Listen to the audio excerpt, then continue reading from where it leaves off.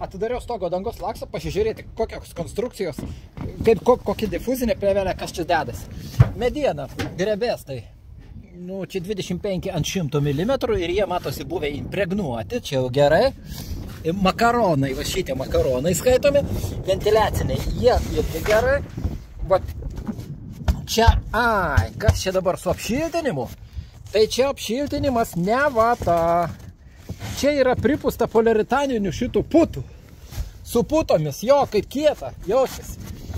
Tai greičia, poliuretaninis putas iš tikrųjų, nu, neblogai yra, bet čia kažkas negerai. Jeigu sako, karšta vasara labai, reiškia nekokybiškai, nekruopščiai pripusta.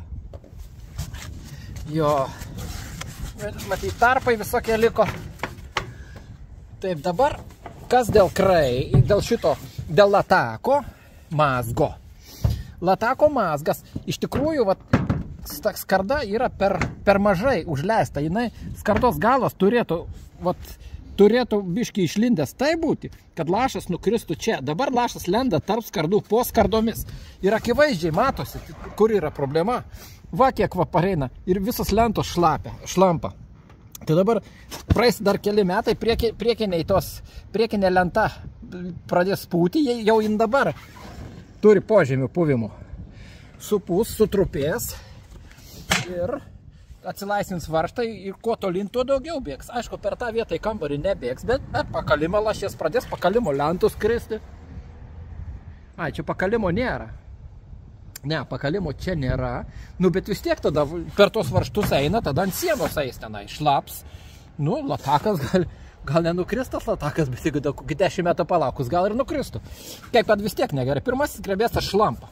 Akivaizdžiai, matus, čia nėra net ko galvoti, meluoja, kas nors nemeluoja. Tiesa ar netiesa, štai, visi įrodymai. Nu, o ta difuzinė, nu, negerai, kad jinai yra išpūsta į viršų. Iš tikrųjų, jinai turi būti laisva, o tokia įdubusi. Kad kondensatas, kuris būna iš vidinės pusės, nulašėtų ant difuzinės ir laisvai nubėgtų, va taip, va, į lataką. O čia nėra. Visur, va, tokie iškilimai, kalniukai ir tas kondensatas, va, čia netgi duobė, čia kalnas, o čia duobė. Tai jis čia susikaupia, arba jeigu tolyn bėga, va, tai lenda, va, čia yra tokia nuokalnė, lenda po išilginiais grebėstais, nu, ir ten, kol išdžiūna, pūdo. Aišku, dabar nieko nepadarysi, stogą per naujo neperdarysi, bet ką galima padaryti? Tai nors ventiliaciją atidaryti kraigą, nors šiek ventiliuosis, prasitęs eksploatacija, aišku, kad pailgės.